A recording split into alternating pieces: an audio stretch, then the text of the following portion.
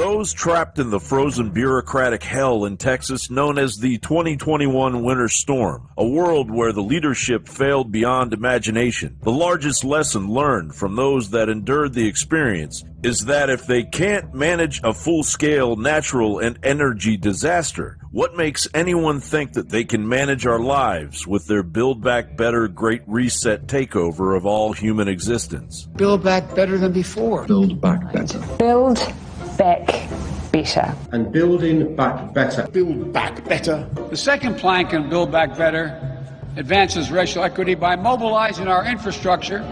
Together we can fix this. Let's build back better. Political parasites in Texas like Austin Mayor Adler, who hid for the first 3 days until the media scared him out of his hole. I've talked to some folks down in Austin who their frustration about it is they're not getting any information about, okay, when is restoration coming? What is the situation? It seems as if residents have a grasp of the power situation, but people feel they don't have a grasp on the water situation. What can you do? We don't have any good answers because we can't give people an exact time when the water's going to be able to come back. What's the situation in Austin right now?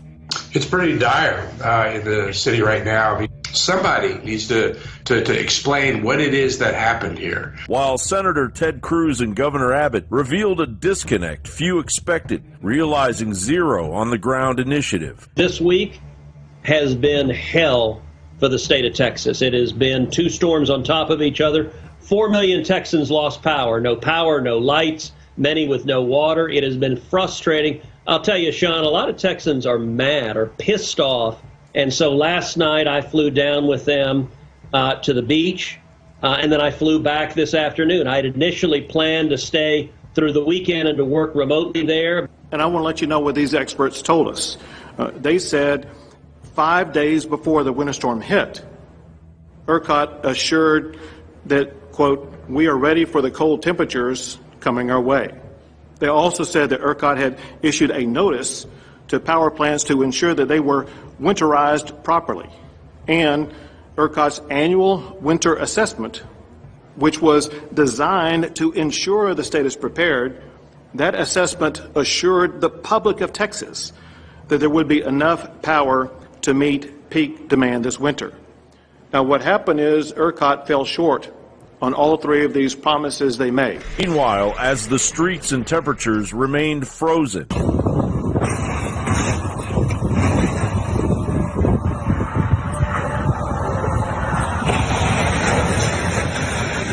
power, water, and food disappeared. Mother and her 8-year-old daughter dying from carbon monoxide poisoning. A lot of times people think that they can turn on their ovens or maybe bring a gasoline generator into the garage or into the house, and they don't realize that the exhaust fumes from those generators will kill you. We had a report of at least 5 occupants at this address. A few of the occupants were already outside the structure. Upon entering the structure for fire attack and search, Cruz located 3 occupants and rescued 3 occupants out of the structure. One of those occupants were transported by Austin Travis County EMS in critical condition. 2 of the occupants were deceased on scene.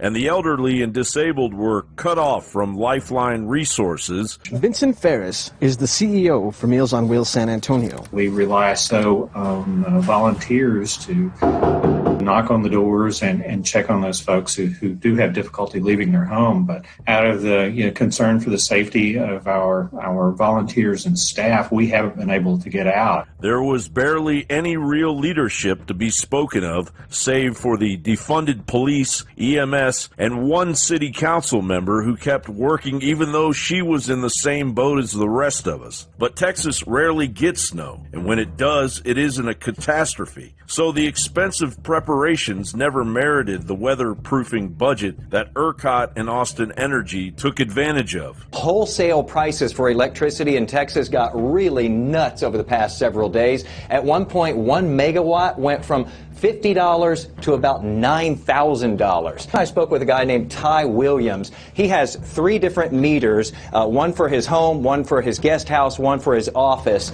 Last month combined, he spent $660. Now the totals for each one of these is more than $5,000 in this snapshot. At this point, his electric bill for this month is more than $17,000. Even the local radio in Austin, Texas didn't grasp their own key importance, continuing their regular programming rather than staying on air 24/7 throughout the nightmare, informing the masses who had no internet or television. Thousands huddled around battery-operated radios, whatever they could burn for warmth, and eating what had spoiled in the refrigerator. Don't ever forget this dark winter hell, Austin and the rest of Texas. No one is coming to help. You need your neighbors as much as they need you. The government is the storm, the people are the solution, and a reckoning is inevitable. John Bound reporting.